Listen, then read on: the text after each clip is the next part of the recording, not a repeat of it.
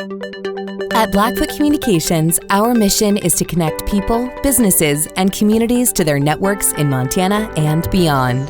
Through Blackfoot sponsorships, local ambassadors, and public programs, we support initiatives such as the Emergency Broadband Benefit, fiber deployments, and community events. For information on our commitment to improving our communities with fast, reliable, and secure internet access, go to blackfootcommunications.com/news.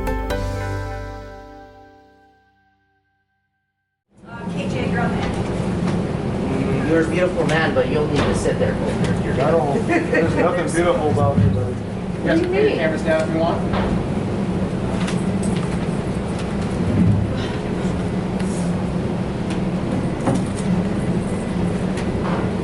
Everyone ready? Ready. Coach, you start us off with an opening statement. Well, I have to say our Idaho games and our rivalry always are exciting for the fans, and I just tremendously just want to credit Idaho. I thought they were fantastic tonight and really, really hard to guard, and I thought our kids clamped down in that last quarter and just defended like crazy for each other, and just tremendously proud of the fight that they had and the composure to find a way to finish this game the right way. So just really proud of these young ladies. Thank you, Coach. We'll come back to Coach in a moment. We're going to start with questions for our two players. KJ, defensively, it seemed like the team was late on the catch a lot, but this team also forced 21 turnovers today. Can you take us through kind of the strengths and weaknesses of your team's defense throughout this game? Yeah, so I think initially just our nerves were really getting to us. You know, it's like this is the game to get to the championship, and we all wanted it. So I think at the beginning we were a little late on our just getting to the ball and stuff like that, but as the game went on, we knew that this is what we wanted, and I think we all bought into that, and that's how we were able just to, you know, get in the lanes and able to tip balls and all that stuff. Darian, we talked a couple weeks ago about having been in this position against Idaho last year, and you said doing what's asked of you, doing all the little things, not panicking, was going to be important if you're going to face them this time around. What did that look like today? And kind of a second part follow-up, what does it feel like to now be in this position again? It feels great. Obviously, I'm so excited. The whole team is so excited. Our coaching staff, everybody. I was just talking to Coach Ben a second ago in the locker room, just saying that I think we took a huge step, not only this game, but the last game before. I think we had the most composure I've ever seen us have. And so it was a really special moment for us to see that we stayed together. We didn't let anything get the best of us, whether it was a call that we didn't like or a shot that they hit or anything. We stayed together and we just moved on to the next play. Colder than one of the Skyline Sports. Darian, this was such a back and forth game. So many runs, but also there was like fans on each side. So how much fun was it just to play in this atmosphere? It was really fun. I could hear our fans and also the Idaho fans, always hear them. But it was really exciting. It was loud in there, but it was really exciting at the same time. And KJ, you stepped up and hit so many big shots. So what was your mindset coming into it? How were you able to execute like you did? Yeah, it was just, I kind of went back to all the times I was shooting in the gym over the past couple of years, and I knew that in a game like this I wasn't going to back down, and so I had my teammates back, I had my coaches back. You know, they all believed in me to shoot the ball, and that's just what I did. Darian, obviously 2 years ago, you guys were in the same position and then never got a chance to play in the championship game. Just your emotions right now and getting a chance to, Friday will be here, whereas in 2020 there was so much uncertainty. I can't even describe to you the feeling. I am so pumped, but I'm also not trying to overlook anything. I'm excited that we made it this far, but we still have one more game and we have a lot to prove. We have a lot to work on still, and so just having that mindset and not overlooking NAU or anything like that, I think we're going to be ready.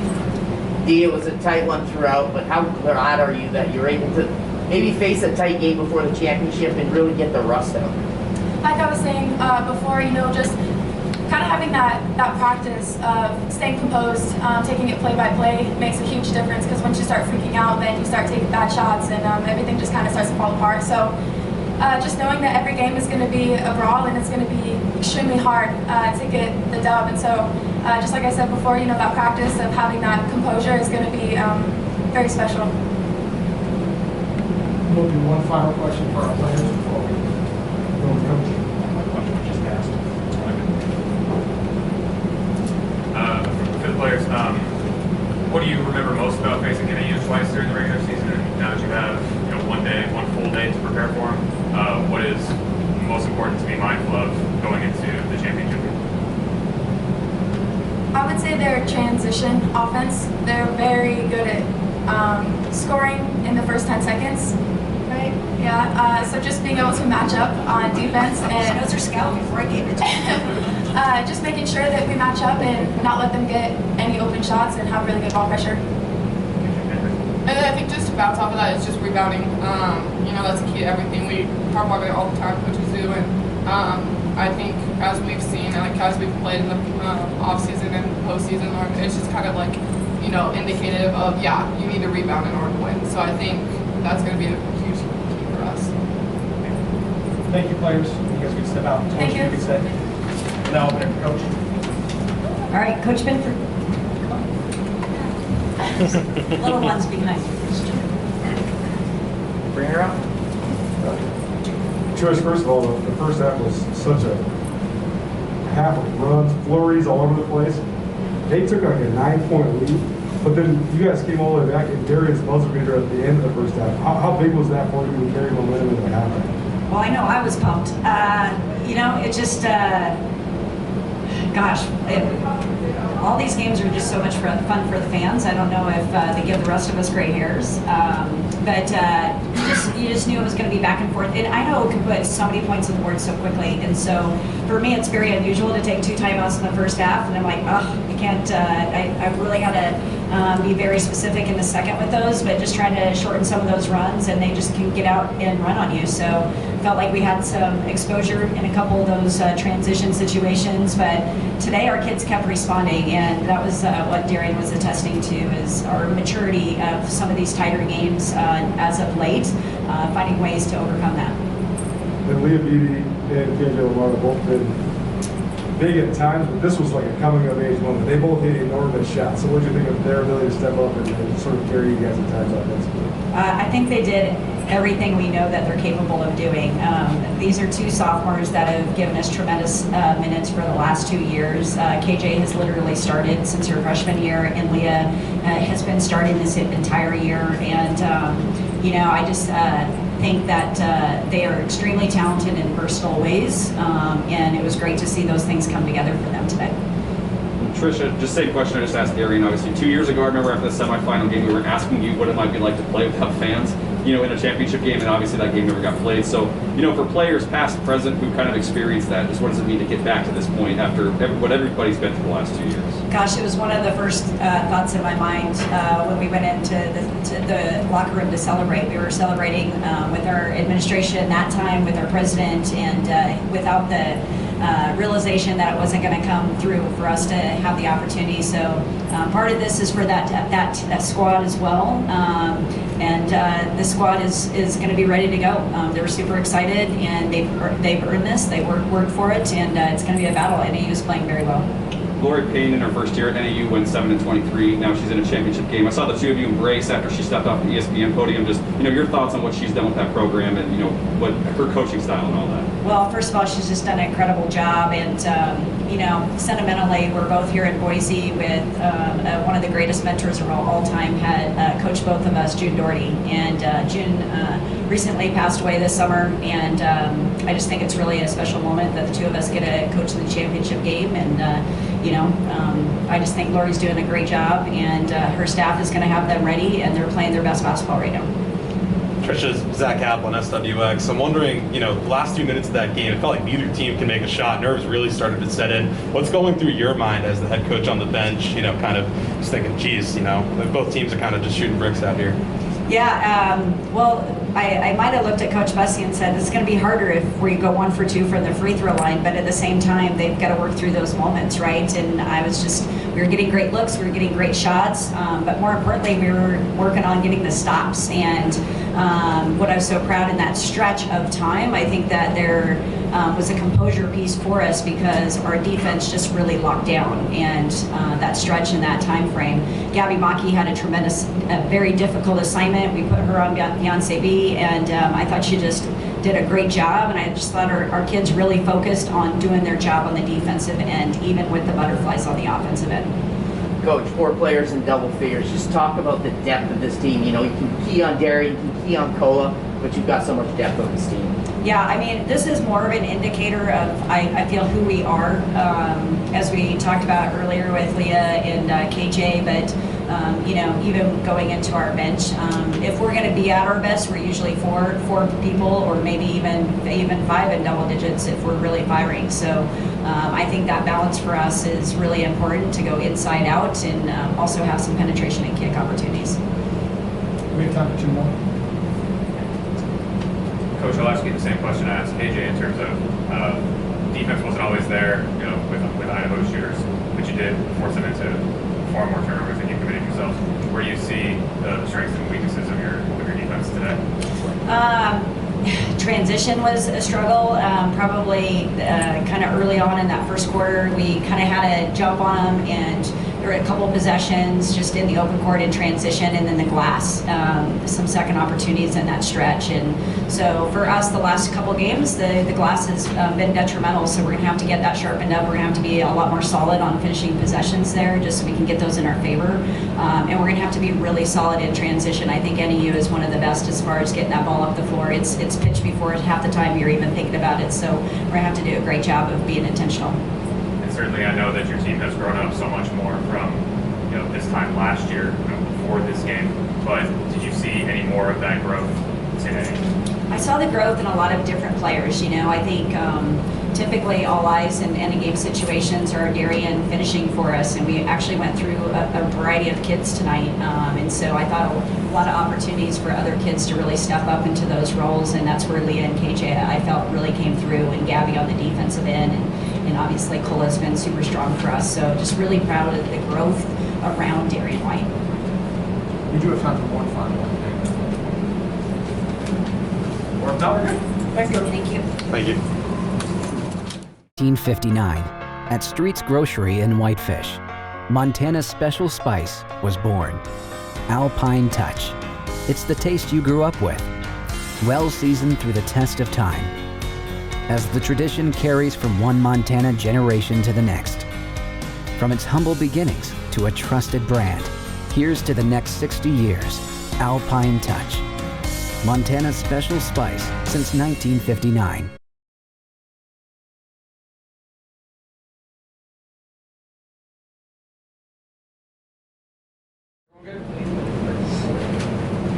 Coach, you can just give an opening statement. That was a real heavyweight battle today, and we knew it would be like that coming in. Almost every time we play Montana State, it's kind of a high scoring, and in the tournament, it's always been a very physical basketball game. This one reminded me of a couple years ago when I had the Clinkers on my team, and we had to fight, battle, scratch, claw, and then we beat them and got to the championship game, and it got canceled. Very reminiscent of that game, I thought. I'm very proud of my team for coming back after the slow start. We were a little shocked at first, I think, at the intensity level. But once we settled in, great job of coming back, taking the lead, and then it just was back and forth, and came down to me, missing some free throws, some critical turnovers down the stretch. But again, a shot here or there goes in, and we're the first conference here, and happy and smiling and everything else. But I'm really proud of this basketball team for the way they battled today, and that's all we can ask. And it was our 11th game in 21 days, and nobody else can say that. And so I'm really, really proud of the effort today. Thank you, Coach. We'll come back in just a second. Now we'll open it up for questions for our two coaches. Well, Allison, along those lines with the 11 games in 21 days, just, how, your coach, says, you guys are, we were talking yesterday about, playing 7 deep. You said you guys are in shape, you're used to this, but, how tired do your legs get in a stretch like that? I mean, it just comes down to, just your heart and mental toughness. I mean, physically, our bodies can handle it, and then you just gotta tell yourself that, but mentally, and just gotta have a lot of heart and mentally stay tuned in. And I know, I personally had some mental mistakes, and I just had to keep trying to battle those, and I thought we battled really, really well, though, and I just came down to heart and mental toughness. Beyond just, for that court game for much of it, and then final 5 minutes, it seemed like neither team could score. What kind of was going on with the offensive struggles early? at the end of the game, it was close. Obviously, everyone's got a lot of nerves going on and just trying to figure out how to get ahead. And I think, shots were falling for either team. It was just a really back and forth physical battle at the end.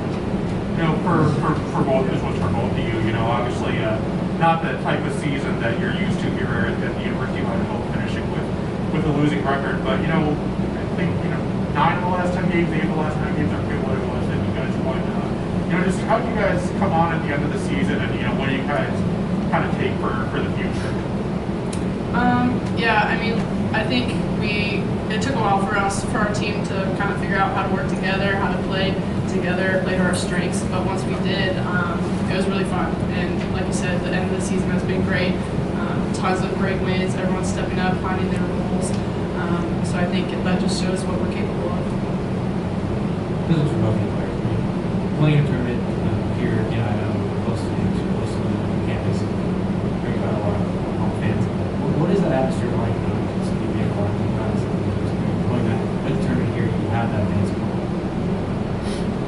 It's really nice. I know a bunch of our families are able to come, so it's super nice to have that support and just having it really close to where we are. It's always nice, and there's fans down here from Boise and stuff. So I think it's just nice to have the atmosphere. And last few years compared to Reno, I played there my freshman year. We didn't get a lot of fans down there, so it's really nice to have it here in Boise. Yeah, I agree. Just having that support, and we can all hear them when we're playing, and just seeing your family in the stands is really nice. So I love playing. Yesterday we talked about foul trouble, so we talked about that. Looking at your playing time today, we got a lot of playing time in the game. So how much of that was a factor in your mind, and did it sort of maybe hamper you knowing that you wanted to sort of stay away from that? I didn't really worry about it too much. Like you said yesterday, I was in foul trouble, but today I was just focusing on playing my game, and then honestly drawing fouls on them when I was on offense was my main goal. Thanks, guys. Appreciate it. Thank you. So now I'm going to coach.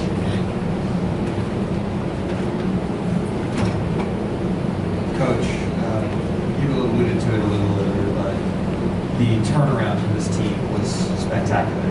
You guys come in as one of the conference favorites.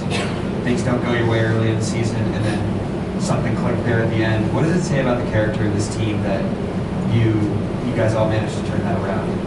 Yeah, it's what I told them, here. I go, you guys, I couldn't be more proud of a team that I've had to come back. That the 10-game losing streak is something that's never happened to me and to them in this program at Idaho. But I schedule very tough in the non-conference for a reason. And I think we drew from that experience, but we really did learn from the adversity that we went through all year long of that, and it just made us stronger, as Allie alluded to, the mental toughness of digging through that hole we dug ourselves in, kind of record-wise, but always knowing that the goal was to come in here, and for us it's usually just been, you got to win 3 games to go to the NCAA tournament. This year was going to have to be 4, and I said, you know what, that just means 1 extra game. That's all it is, and we just kept our eyes on that prize, on that brass ring. Of going to the NCAA tournament, and everyone bought in. Everybody on our basketball team bought in to get better every day, learn from the close losses, the blowouts, whichever what it was, and then it clicked and it turned around, and everybody figured out, okay, this is our role. We're going to be good with this, and our motto is, hey, you're going to play as hard as you can for as long as you can, and they did that. They gave me everything they had. All year, honestly, all year, and even more so down in this tournament. Obviously I've had a lot of great runs in this tournament, and to me this was right up there even with the championship team, just because of what they went through this year to get to this point, and continue to battle all the way to the end. Same question I asked Beyonce. Just what happened there offensively in the final 5 minutes? You guys weren't able to get anything going. Well, I think we had some critical turnovers at the end. Just some people weren't quite on the same page and stuff. We run that stuff all the time in practice that we were running. I thought Montana State was playing extremely physical defense on us, and we we needed to be a little sharper, I think. At that point, it would have been nice for us to, get to the free throw line in the fourth quarter. We didn't, they did. And that was a big difference. You know, in a game like this where both teams were going on runs, when you miss one shot, do they kind of compound upon themselves, do you think? Do they compound upon themselves? You don't want it to, but I think ultimately it probably does a little bit because it's getting tighter and tighter as it goes down, and that's what I kept telling the timeouts. Hey, it's good, we're good. Don't, next shot mentality. That's a big thing in our program as well. And they knew it. We got some great looks, and they just didn't go down. And sometimes, it just comes down to making shots, and we just didn't put in the ones we needed to make at the end of the day. We have time for one final question. Coach, I was looking at the box score. It's pretty even, across the board. Both of you guys went on runs. You both got runs at the same time. You just went on down. We picked points off turnovers. They had 21 years of turnovers. Is that you really wanted to on maybe at halftime, or was that really a glaring thing you wanted to get, or was it just more Tricia? No, it was a huge emphasis for us taking care of the basketball going into the game. They're physical. They're long. White's a good defender, obviously. And you got to take care of the basketball, and you can't just lob some passes like we did. We had some mistakes, ball slipping out of our hands. But no, it definitely was a big emphasis, and that's what I told them after the game. I said, you guys, we can't have 21 turnovers in a conference semifinal game and go 4 for 11 and expect to win. But you got to credit Montana State's defense as well. They do a great job of getting out in lanes and being extremely aggressive, and allowed to play like that, then good results are gonna happen to them. And they did a great job tonight. Tricia does a fantastic job with her basketball team and her program. I have all this respect in the world for her and her program. And we battle, and that respect goes a long way for me and Trish.